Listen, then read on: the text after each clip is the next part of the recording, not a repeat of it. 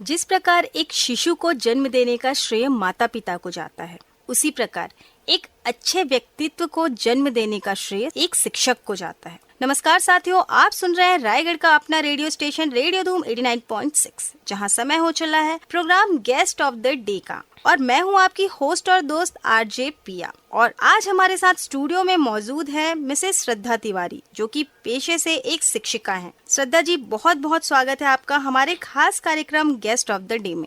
Thank you so much ma'am. Shraddha ji, चर्चा में सबसे पहले तो हम आपसे आपका परिचय जानना चाहेंगे।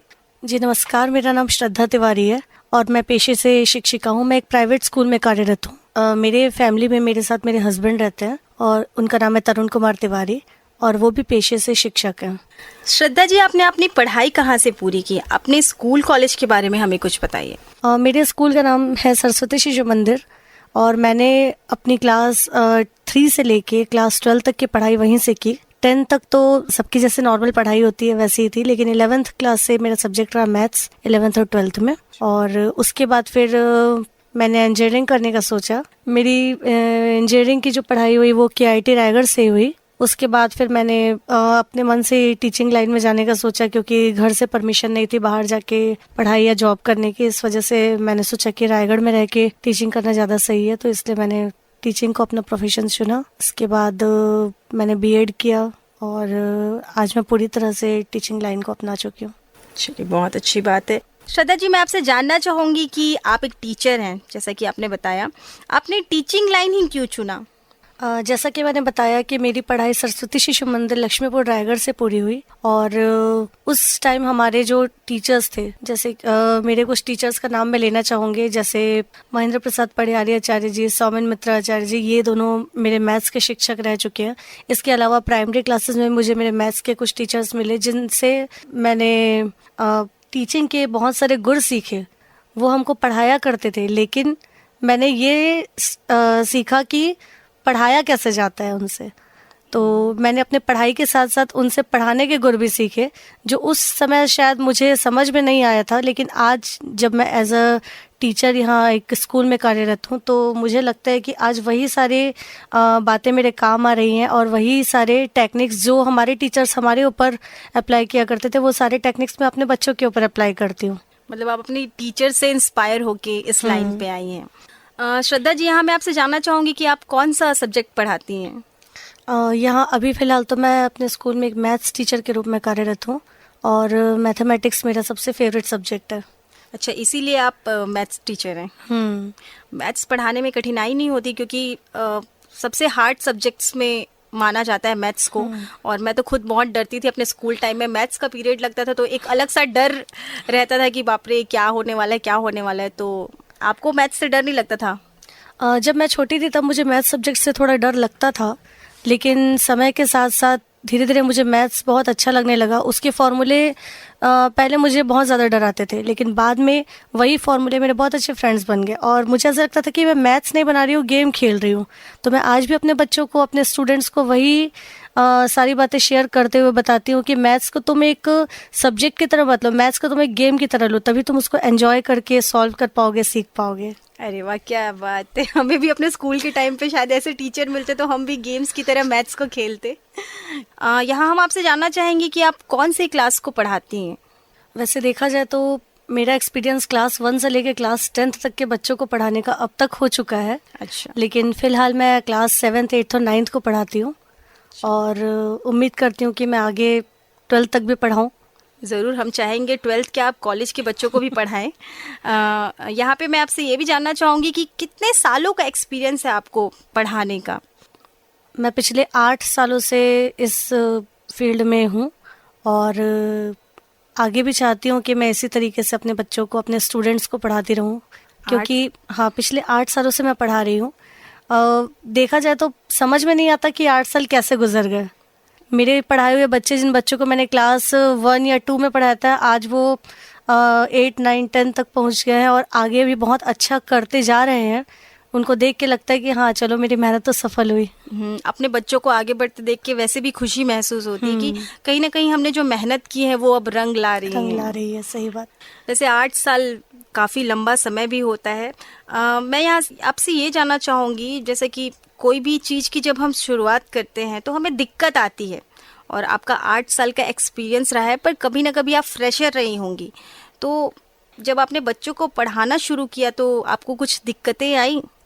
हाँ, दिक्कतें तो बहुत सारी आई, क्योंकि हम कभी भी किसी काम को करना शुरू करते हैं तो हमें उतना ज़्यादा एक्सपीरियंस होता नहीं है उस काम का।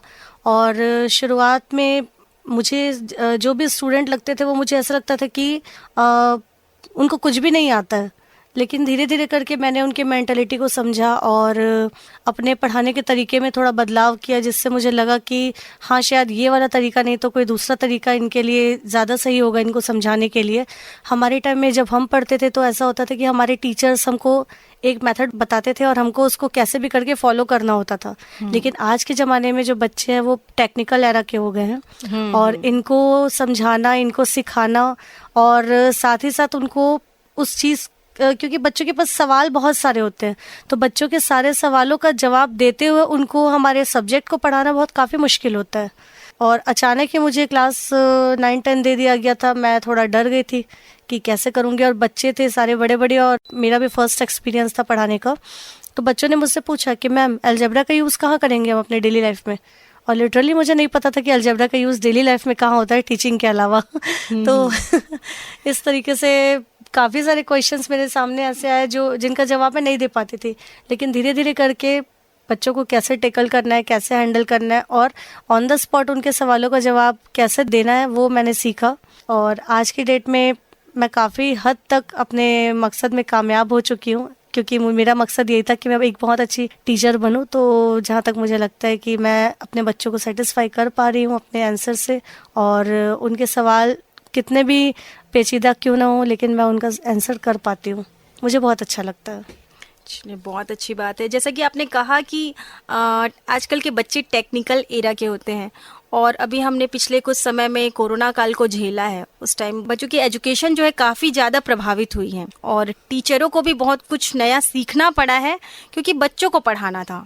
ऑनलाइन क्लासेस चली, तो उस दौरान आपको कुछ दिक्कतें आई? कैसे आपने बच्चों को समझाया? क्योंकि कुछ टाइम स्कूल बंद थे तो बच्चे एकदम पढ़ाई से हट गए थे।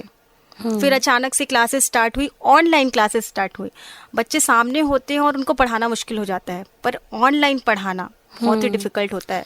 ऑनलाइन पढ़ाना शुरुआत में तो काफ़ी ज़्यादा उसमें दिक्कत आई हमको, क्योंकि सबसे पहले तो जब ऑनलाइन क्लासेस स्टार्ट हुई थी तो जिन बच्चों को अभी मैं पढ़ा रही हूँ वो बच्चे छोटी क्लासेस में थे। आज से 2 साल पहले की अगर बात करें तो जिन बच्चों को मैं 9th में पढ़ा रही हूँ वो बच्चे क्लास 7th में जस्ट पहुँचे थे। तो उस टाइम में बच्चे जो होते हैं वो पूरी तरीके से पेरेंट्स के ऊपर डिपेंडेंट होते हैं। अभी के बच्चों के पास में अपना खुद का फ़ोन होता है, खुद अपने पास उनके पास अपना पर्सनल लैपटॉप होता है, लेकिन उस टाइम वो अपने पेरेंट्स के ऊपर कम्प्लीटली डिपेंडेंट थे। तो सबसे पहले पेरेंट्स को समझाना बहुत मुश्किल था कि हम ऑनलाइन क्लासेस ले रहे हैं तो वो किस हद तक सक्सेसफुल हो सकती है। ऑनलाइन क्लासेस पढ़ाना देखा जाए तो हमारे लिए बहुत ही ज़्यादा मुश्किल था, स्पेशली उन टीचर्स के लिए जो मेरे साथ काम करते हैं और जो छोटी क्लासेस पढ़ाते थे।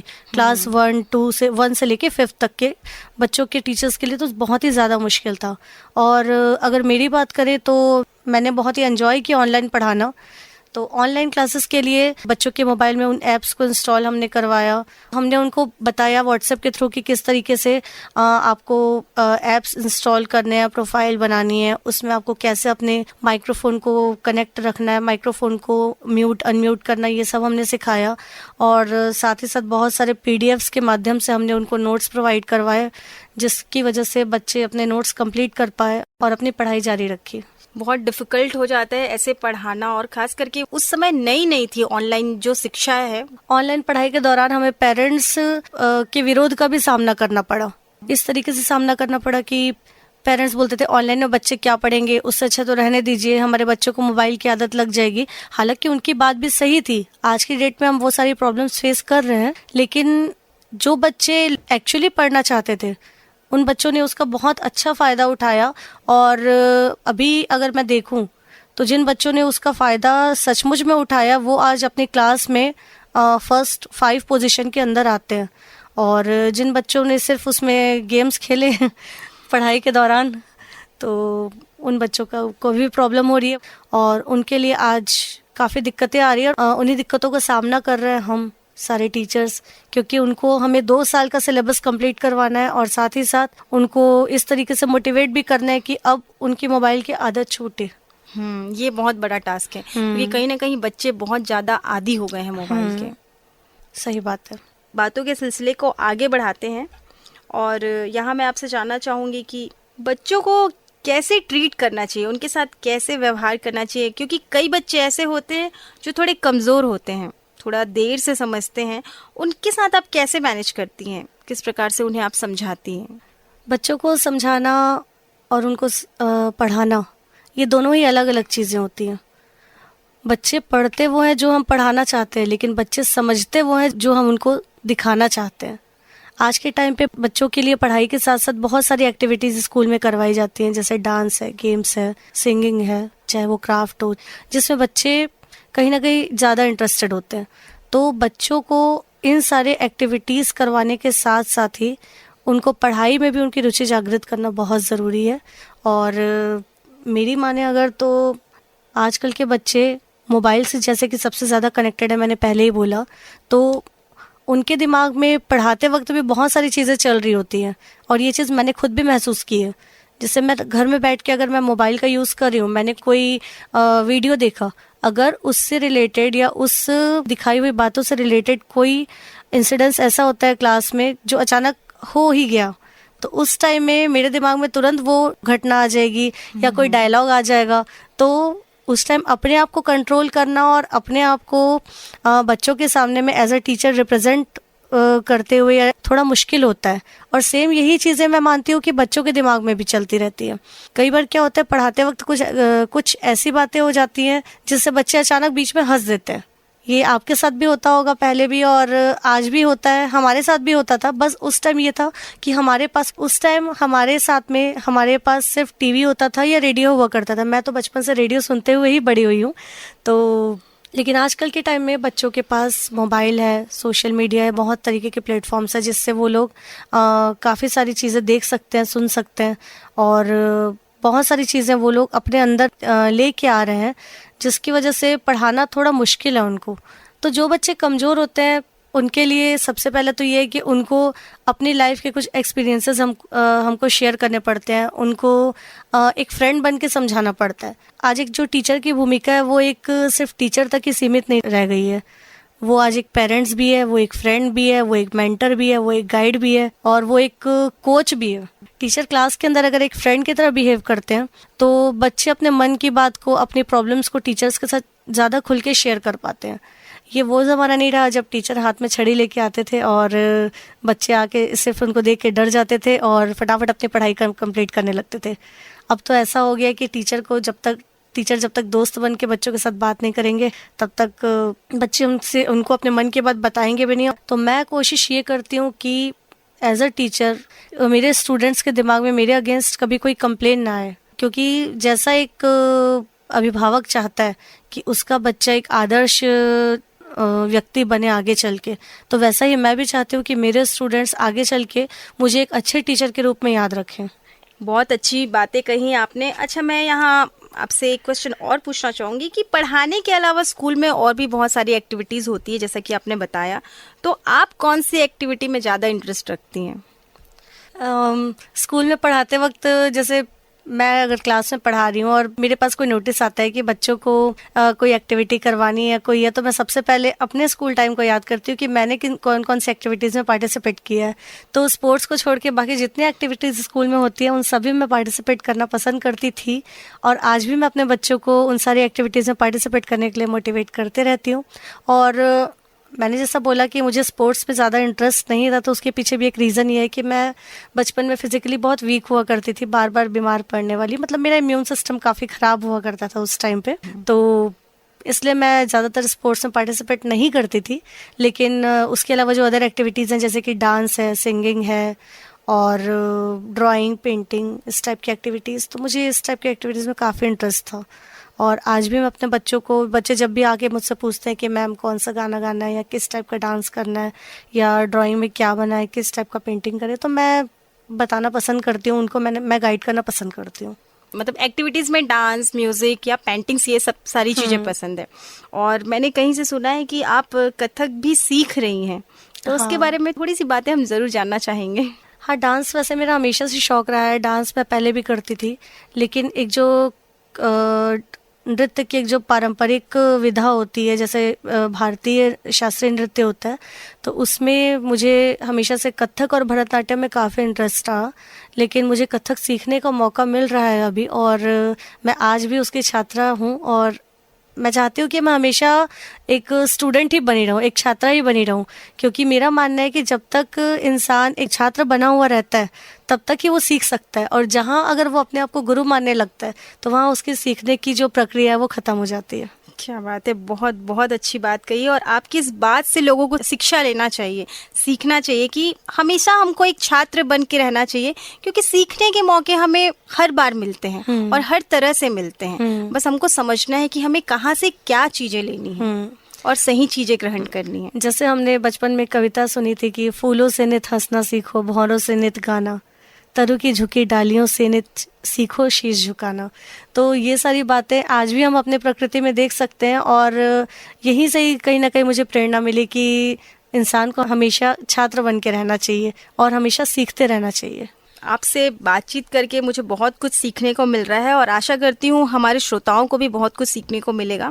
चलिए चर्चा को आगे बढ़ाते हैं, और मैं आपसे पूछना चाहूँगी कि अगर मान लीजिए आपकी क्लास में कोई गलत व्यवहार करने वाला स्टूडेंट मौजूद है, तो आप उनके साथ कैसे व्यवहार करेंगी और उन्हें कैसे समझाएंगे कि क्या सही है क्या गलत है, जिससे वो सही रास्ते पर चल सके और उसमें सुधार आ सके।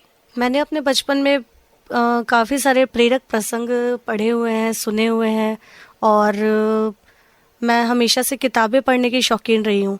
जैसा आप सभी को पता है कि किताबें हमारी बहुत अच्छी दोस्त होती हैं। किताबें कहीं ना कहीं हमेशा हमारे ज्ञान में बढ़ोतरी ही करती हैं।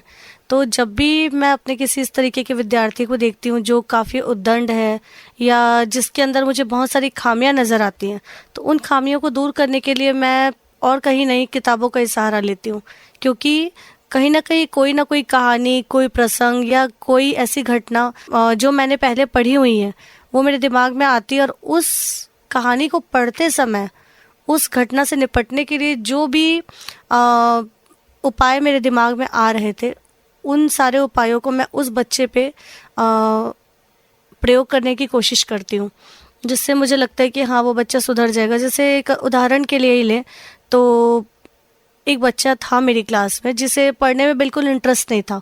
वो सिर्फ क्लास में आता था और टेबल पे सर रख के सोता रहता था, पढ़ाते वक्त भी सोता रहता था। तो कभी उसको देख के मुझे गुस्सा भी आता था कि अगर यहाँ हम सामने खड़े होकर चिल्ला चिल्ला के पढ़ा रहे हैं तो वो सो कैसे सकता है। लेकिन इसी से ही मुझे फिर एक घटना याद आ गई, एक प्रसंग याद आ गया कि मैंने अपने बचपन में जब मैं छोटी थी और एक किताब में मैंने पढ़ा था कि कभी भी किसी शिक्षक को अगर बच्चे के ऊपर या किसी और के ऊपर भी, मतलब अगर एक शिक्षक की बात ना ली जाए, एक इंसान के तौर पे लिया जाए, तो अगर कभी भी क्रोध आता है तो उल्टी गिनती गिननी शुरू करनी चाहिए। तो यहाँ से तो मैंने अपने क्रोध पे नियंत्रण पाना शुरू किया, और उस बच्चे के लिए मैंने क्या किया, मैंने उस बच्चे को थोड़ी देर के लिए अपने पास बुलाया, समझाने की कोशिश की उसको, और उसको मैंने उन किताबों से रिलेटेड कुछ कहानियाँ बताई। जैसे कि मैंने अब्राहम लिंकन की कहानी सुनाई, जो कि बचपन में काफ़ी वीक हुआ करते थे, काफ़ी मंद बुद्धि बोला जाता था उनको, लेकिन आगे चल के वो राष्ट्रपति बने। और वैसे ही इसी तरीके की और भी बहुत सारी कहानियाँ हैं, जैसे कि चंद्रगुप्त की कहानी मैंने उस बच्चे को सुनाई, किस प्रकार चाणक्य ने एक चंद्रगुप्त जो कि एक साधारण बालक था लेकिन उसकी प्रतिभा को पहचाना और आगे चल के उस चंद्रगुप्त नाम के बालक को सम्राट बना दिया। तो इस प्रकार की अगर चीज़ें मैं अपने मन में सोचती हूँ तो मुझे वहीं से बहुत सारी प्रेरणा मिलती है कि मैं बच्चों को भले चंद्रगुप्त ना बना सकूं लेकिन एक अच्छा इंसान बनाने की तो कोशिश कर ही सकती हूँ। जी जरूर, कोशिश ही है जो कामयाब होती है। कामयाब होती और है। कहीं ना कहीं वो बच्चा आगे चल के सुधर गया या सही रास्ते पर आ गया, या आपसे इंस्पायर होके वो अपनी लाइफ में अगर कुछ अच्छा कर जाता है तो आपको अपने आप पे गर्व महसूस होगा। बिल्कुल। श्रद्धा जी, यहाँ मैं आपसे आपके हस्बैंड के बारे में थोड़ा सा पूछना चाहूंगी। जैसे कि आपने बताया था कि वो भी एक टीचर हैं, तो कौन सा सब्जेक्ट पढ़ाते हैं वो? इत्तेफाक की बात है कि वो भी मैथ्स ही पढ़ाते हैं। अरे वाह, मतलब दोनों मैथ्स टीचर हैं। हाँ। तो आप लोगों की बातें भी क्या मैथ्स वाली भाषा में होती है? मैथ्स की भाषा में तो नहीं, लेकिन मैथ्स के बारे में ज़रूर होती हैं हमारी बातें। कई बार ऐसा होता है कि कभी किसी क्वेश्चन में या कोई ऐसी प्रॉब्लम होती है जिसमें मैं अटक जाती हूँ, तो मैं उनकी हेल्प ले लेती हूँ। और कभी ऐसा होता है कि उनको अगर कोई प्रॉब्लम होती है तो वो मुझसे डिस्कस कर लेते हैं। ये अच्छी चीज है, मतलब एक ही सब्जेक्ट में होने का ये फायदा बहुत है अच्छा, कि बहुत बड़ा अटकते फायदा। नहीं होंगे दोनों, और अटकते तो एक दूसरे को मतलब। जैसे बोला जाता है ना कि हस्बैंड और वाइफ एक गाड़ी के दो पहिए होते हैं। जी जी। तो हमारे यहाँ तो लाइफ की गाड़ी के दो पहिए हैं ही, साथ में मैथ्स की गाड़ी के भी दो पहिए हैं हम। क्या बात है। तो आप लोग दिन भर मतलब वही बात करते होंगे? कई बार ऐसा होता है कि कुछ किसी स्टूडेंट से रिलेटेड कोई प्रॉब्लम अगर मैं फेस कर रही हूँ तो मैं अपने हस्बैंड से उसके बारे में डिस्कस कर लेती हूँ कि इस प्रॉब्लम को कैसे सॉल्व किया जाता है। कभी स्टूडेंट्स से की कोई पर्सनल प्रॉब्लम अगर कोई बच्चा मेरे पास लेके आता है, अगर मैं सॉल्व नहीं कर पाती तो मैं उसमें भी उनकी हेल्प लेती हूँ। मतलब बहुत अच्छा है ये कि दोनों एक ही फील्ड से हैं। काफ़ी सारी प्रॉब्लम्स के सॉल्यूशन ऐसे ही निकल जाते होंगे। मैं आपसे अब जानना चाहूँगी श्रद्धा जी कि जैसे कि एक अच्छे स्टूडेंट को अच्छे टीचर की ज़रूरत होती है, वैसे ही एक अच्छे टीचर को भी अच्छे स्टूडेंट की ज़रूरत होती है। तो आपके हिसाब से एक अच्छे टीचर में और एक अच्छे स्टूडेंट में क्या क्वालिटीज़ होनी चाहिए? एक अच्छे टीचर और एक अच्छे स्टूडेंट्स के बीच में सबसे अच्छी क्वालिटी ठीक वैसे ही होनी चाहिए जैसे कि एक शक्कर और पानी के बीच की होती है। जिस तरीके से शक्कर जो होता है वो पानी में घुल के उस पानी को मीठा बना लेता है और पानी उस शक्कर को अपनी तरह बना लेता है, उसी तरह से एक अच्छा टीचर जो होता है वो अपनी सारी खूबियों को, अपनी सारी क्वालिटीज़ को अपने स्टूडेंट को देना चाहता है।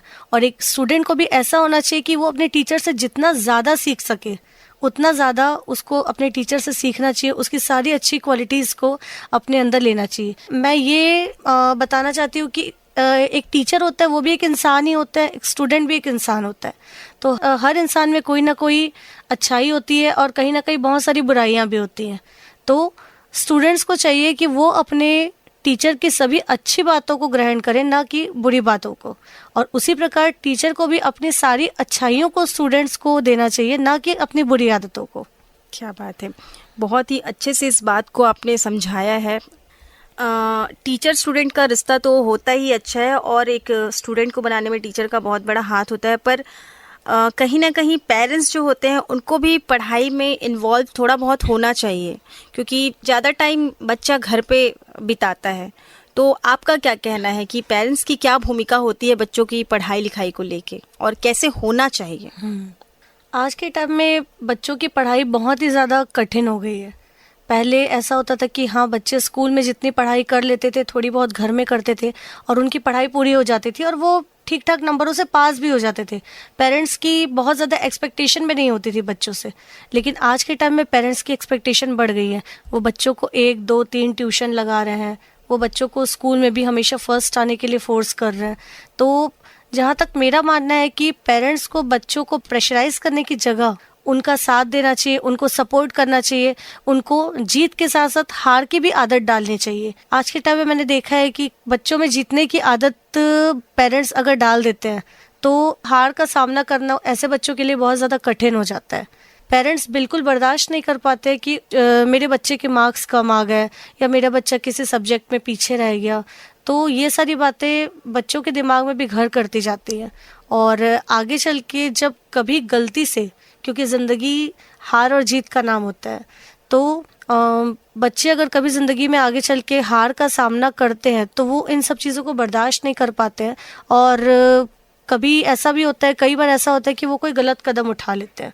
तो मेरे हिसाब से एक पेरेंट्स की भूमिका ये है कि बच्चों को जीतने के साथ साथ हारने के बाद अपनी हार को किस तरीके से ओवरकम करना है, उसको किस तरीके से हमको जीत में बदलने की कोशिश करनी है, ये भी सिखाएं। और जहाँ तक रही पढ़ाई की बात, तो सिर्फ एक स्कूल, एक ट्यूशन और कोई कोचिंग सेंटर बच्चों का फ्यूचर डिसाइड नहीं करता। पेरेंट्स का बिहेवियर होता है, पेरेंट्स की जो भूमिका होती है वो बहुत इम्पोर्टेंट होती है। एक जैसा मैंने पहले भी बोला कि मैं एक टीचर हूँ, मैं एक पेरेंट्स हूँ स्कूल में बच्चों के लिए, मैं एक मेंटर हूँ, मैं एक गाइड हूँ। तो अगर मैं पेरेंट्स के नज़रिए से देखूँ तो बच्चा हमेशा अपने आप को पेरेंट्स के छत्र छाया में सेफ महसूस करता है। और मैं यही चाहती हूँ कि हर पेरेंट्स बच्चों को अपने छत्र छाया में सेफ महसूस करवाएं। वो कभी भी बच्चों को प्रेशराइज ना करे किसी चीज़ के लिए।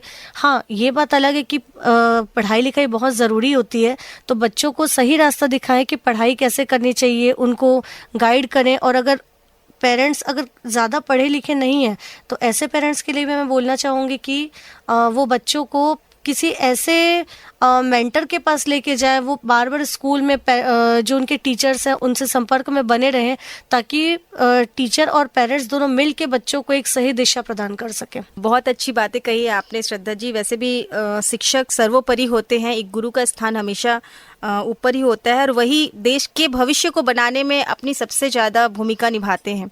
हम आपसे जानना चाहेंगे कि जाते जाते रेडियो धूम के माध्यम से आप क्या संदेश देना चाहेंगे हमारे श्रोताओं को? रेडियो धूम के माध्यम से मैं अपने श्रोताओं को यही संदेश देना चाहूँगी कि हमेशा अपने काम को करते रहिए। जिस भी काम में अगर आप हाथ डाल रहे हैं तो उस काम को आपको पूरा करके ही दम लेना है। कहा जाता है कि उद्यमेन ही सिद्ध्यन्ति कार्याणि न मनोरथे न ही सुप्तस्य सिंहस्य प्रविशन्ति मुख्य मृगा। अर्थात किसी भी कार्य को करने के लिए आपको उसके लिए तत्पर होना पड़ेगा, आपको उसके लिए उद्यम करना ही पड़ेगा। बिना काम को किए आप सफलता प्राप्त नहीं कर सकते। तो ये संदेश मैं अपने छात्रों को भी देना चाहूँगी, ये संदेश मैं सभी श्रोताओं को भी देना चाहूँगी। और इस सूक्ति वाक्य को, इस श्लोक को मैं अपने जीवन में भी हमेशा प्रयोग में लाती रही हूँ और लाती रहूँगी। श्रद्धा जी, बहुत अच्छा लगा आप यहाँ आए, अपना कीमती समय हमें दिया और बहुत सारी बातें हमने आपसे सीखी। आशा करते हैं हमारे श्रोताओं को भी ये सारी चीज़ें पसंद आई होगी। बहुत बहुत धन्यवाद आपका हमारे रेडियो धूम के स्टूडियो में आने के लिए। Thank you so much radio धूम मुझे यहाँ बुलाने के लिए, और आपको ही बहुत बहुत धन्यवाद आरजे पिया। धन्यवाद। तो दोस्तों, आज के हमारे स्टूडियो की मेहमान थी मिसेस श्रद्धा तिवारी, जिन्हें आपने सुना रेडियो धूम के programme guest of the day में। दोस्तों, आज के इस प्रोग्राम में तकनीकी सहयोग रहा है पवन दिव्यांशु मिश्रा का। इस प्रोग्राम को होस्ट किया है आपकी अपनी दोस्त आरजे पिया ने, और प्रोग्राम के प्रस्तुतकर्ता थे रमा शंकर शुक्ला। अब मुझे दीजिए अनुमति। नमस्कार।